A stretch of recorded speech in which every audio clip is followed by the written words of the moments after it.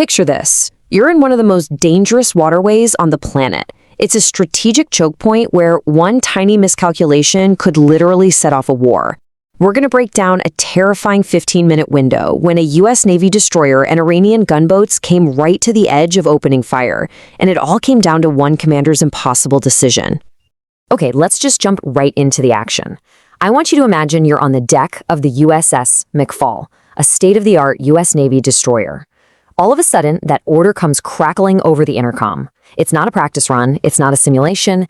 This is the exact moment a really tense situation is about to become a potential combat zone. And here's the crazy part. The entire crisis, from the very first hostile radio call to the absolute brink of open conflict, it all unfolds in just 15 minutes. Think about that. These aren't decisions where you get to huddle up for hours. You have to act, and you have to act in seconds. So this timeline really lays out the ticking clock. At minute 0, the Iranian Revolutionary Guard Corps, the IRGC, tells the tanker to stop. Now look at this. They're only 3 minutes away from intercepting it. But the USS McFaul, it's a full 12 minutes out. That 9-minute gap, that is where this entire crisis is going to live or die. So now, let's flip the script and look at this from the other side. Let's talk about the ship caught right in the middle of all this, an American-flagged oil tanker. For the captain and crew on that boat, this isn't about geopolitics. No. This is a terrifying life-or-death situation unfolding right in front of them. Can you even imagine the moment this goes down? A voice comes over the radio, calm, almost too calm, with this insane demand. Cut your engines immediately, prepare to be boarded. For the tanker's captain, stopping is not an option. It means his crew become hostages, pawns in some bigger political game. He's got a choice to make, and he's got to make it right now. And here's where things get really, really scary. We're talking about a complete mismatch. The tanker, it's this huge, slow-moving commercial ship. The IRGC boats, they're small, they're nimble, and they're built for combat. The tanker is, for all intents and purposes, a sitting duck. There is absolutely no way it can outrun them. And it's not just 1 or 2 boats, it's 6 heavily armed IRGC gunboats swarming this defenseless tanker.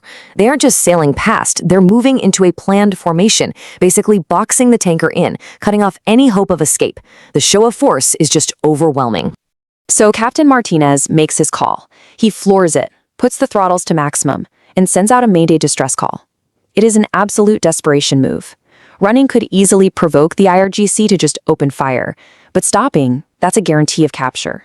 His only real hope is to buy time, enough time for the U.S. Navy to show up. In that Mayday call, it reaches the USS McFaul and its commander, Lisa Chen. Now she's got the weight of the world on her shoulders. She has to prevent an international crisis from blowing up, but she has to do it without starting a war herself. The pressure is immense.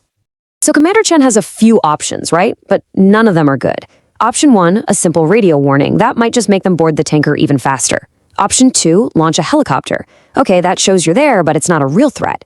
And then there's option 3, lock your fire control radar on them. That sends a lethal message, but it's also an act of aggression that could spiral everything out of control. And to really get the risk here, you have to understand who she's up against. The IRGC isn't Iran's regular navy. These guys are an ideological force. They're known for being aggressive and provoking fights. It makes them dangerously unpredictable, and that is the one variable that Commander Chen absolutely cannot control. So what does she do? She goes with a strategy of escalation with restraint. She locks her radar onto the lead gunboat. Now, inside that boat, alarms would be screaming, telling that crew they are being painted by a weapons system and could be blown out of the water in seconds. It is a powerful, powerful warning. But it's also a huge gamble on how the IRGC is going to react. Okay, so we've talked about the ships and the tactics, but let's just pause for a second. Because it's so important to remember what's really at stake here. This isn't just about a ship. It's about the people on that ship.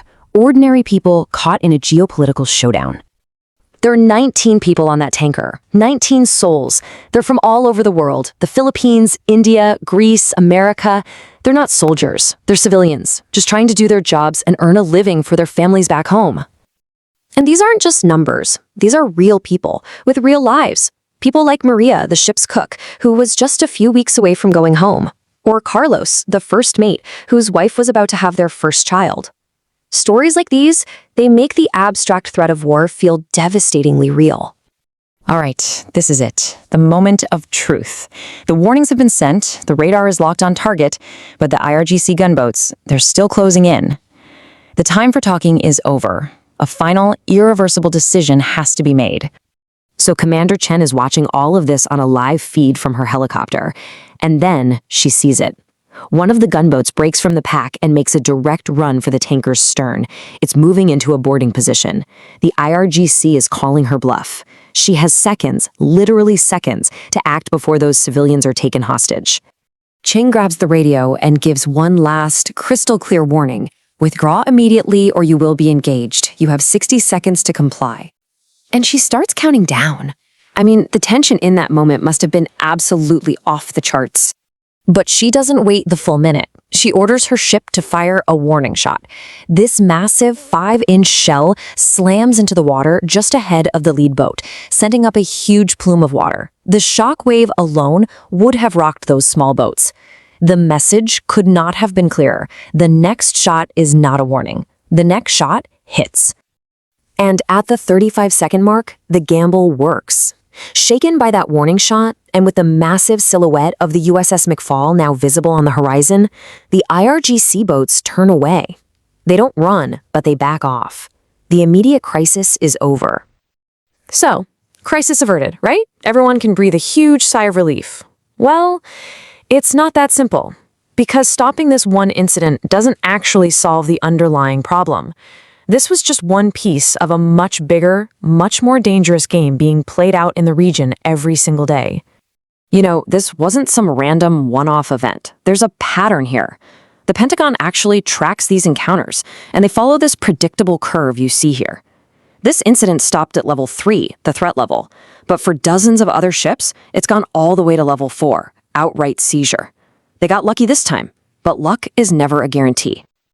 And what's really alarming is the context. This wasn't happening in a vacuum. It was the third major incident between the US and Iran in just 72 hours. It's part of this dangerous tit-for-tat cycle where both sides are constantly pushing, constantly probing, and constantly testing each other's red lines. In the end, this whole story is just a stark reminder of how fragile peace really is in the Strait of Hormuz. It shows you the incredible pressure our military commanders are under and the very real human cost of these geopolitical games. This time, a war was prevented by skill, by restraint, and by a little bit of luck. But with the next confrontation feeling almost inevitable, it leaves us with one critical question. When will that luck finally run out?